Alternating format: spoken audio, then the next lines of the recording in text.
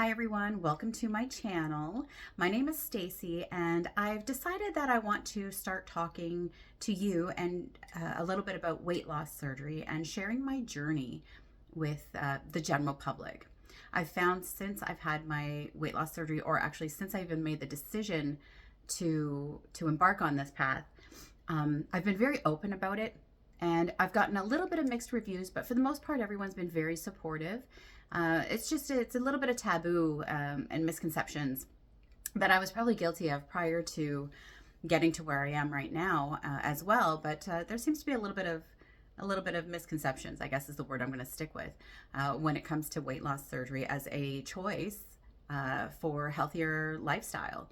I feel like they've got it really right on the mark when people say that weight loss surgery is a tool that helps fight obesity, which you saw that.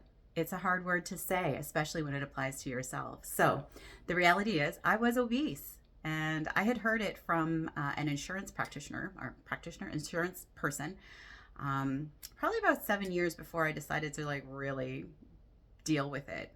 And it hurt. I was like, I'm not obese. Anyway, it was a little bit scarring. It took me some time to wrap my brain around it, but the reality was I was obese, not just based on the BMI index. I was a big girl, and I wasn't making life choices that were healthy, and I wasn't taking care of myself, and I certainly wasn't getting any younger at the same time. I had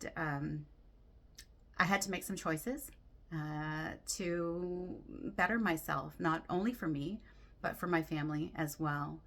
So in May of 2023, I really started on this journey in a sense of started tracking, started getting ready. And in October of 2023, I had my weight loss surgery. And what I had was a Roux-en-Y. So just to sum it up and simplify at this stage of the game, basically my stomach is the size of an egg. Yeah, that's kind of hard to adjust to. But it's been, a year and a half now, and I'm doing really well with it as I sit here and drink my coffee, because a lot of the places say you're not supposed to have caffeine.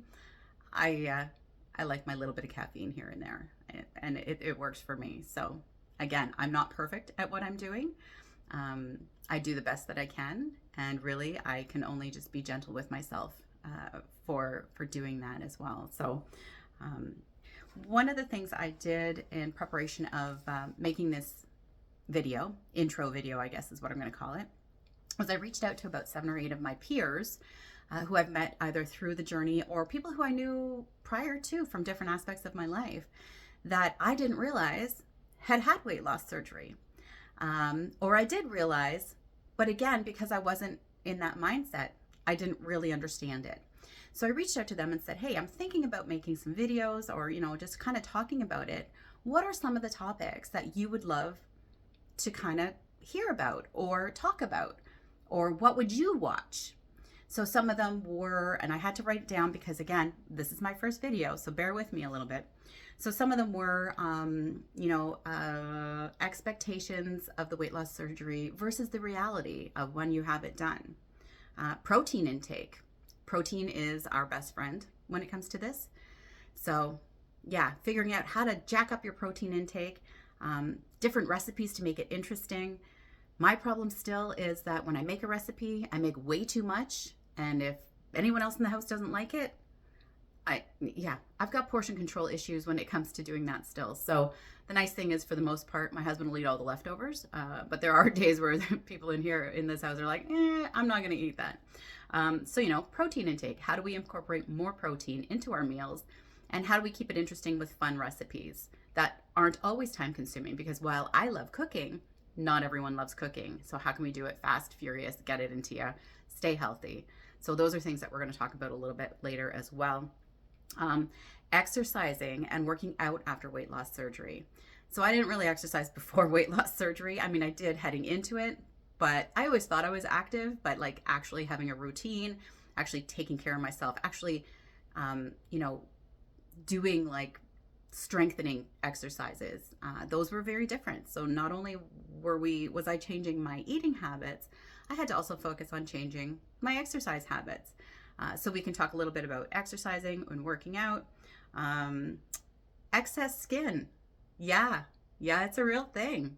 I read about it and I saw pictures, but I didn't think it was going to be me. But to date, I've lost 107 pounds in about a year and a half. And I got to tell you, there's excess skin in places I didn't think there was going to be excess skin. So, what happens to that skin? What choices do we have with it? Some people say you can just keep exercising and tone it.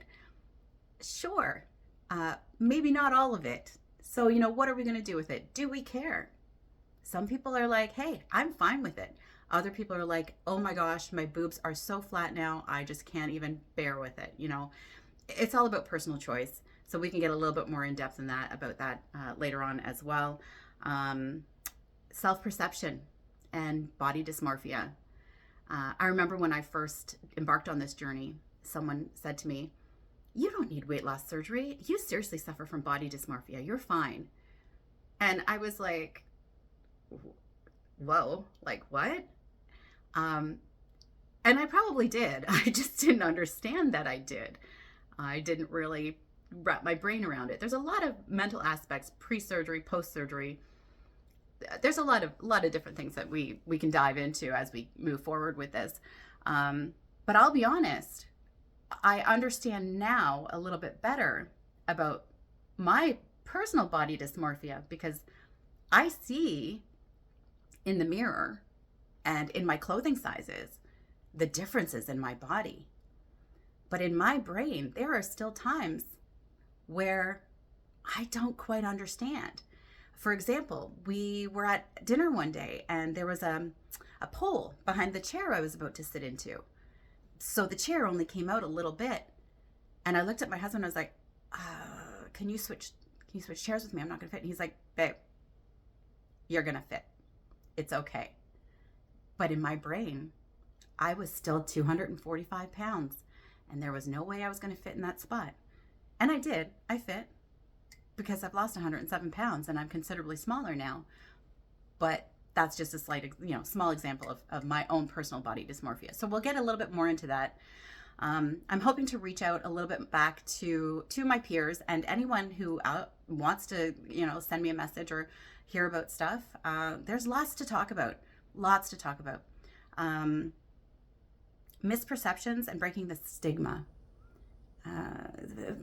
People often come up and they're like, oh my God, you look amazing. What have you been doing? And I'm like, well, I had a little bit of help. I said, I had weight loss surgery in October of 2023. And then I've obviously made some major life changes due to that. And sometimes I get, oh. And I don't think they realize it's a disapproving, oh. Or sometimes you'll get the follow-up of, oh, my friend lost like 80 pounds, but they did it naturally. Oh, you took the easy way. So there's a lot of, it's not easy. It's not easy. Every day is a challenge, and every day this is work. And I'm okay with that. But sometimes it's really hard when other people who are not experiencing the challenges I'm going through, or we are going through, who have not lived my life being overweight or now being not overweight, get a little bit, I guess we'll say judgy. I'm sure it's not maliciously done, but anyway, that's another subject we're going to get into another day. And anyway, so yeah, this is kind of what I'm doing. I'm just going to talk about all the nitty gritty and all the fun things that are included, because there's friggin' awesome things. Like I can walk 10K, 15K and not be winded. My husband and I went on vacation and we did 130 kilometers in like 8 days. Things I never could have done before. I have more energy now physically. My body can keep up with my brain, which is an achievement because this sucker, she moves like, that brain is like nonstop. So to have my body be able to keep up to it is a little bit of a victory in itself. Anyway, those are some of the things I want to talk about. If there's things anyone else would like to talk about or hear about, any comments, feel free to comment down below or shoot me a message, do all the things. I'm kind of running on a little bit, so I'm going to let you go now. We'll talk a little bit more about these other topics, and hopefully you'll join me and come on this journey with me. I'm going to delve into a little bit more about why I chose this journey as well. So some days it'll be deep, some days it'll be fluffy. You never know what you're going to get because, you know, I tend to be a little unfiltered at times. So, all right, thanks again for joining me, and let's get on this journey together.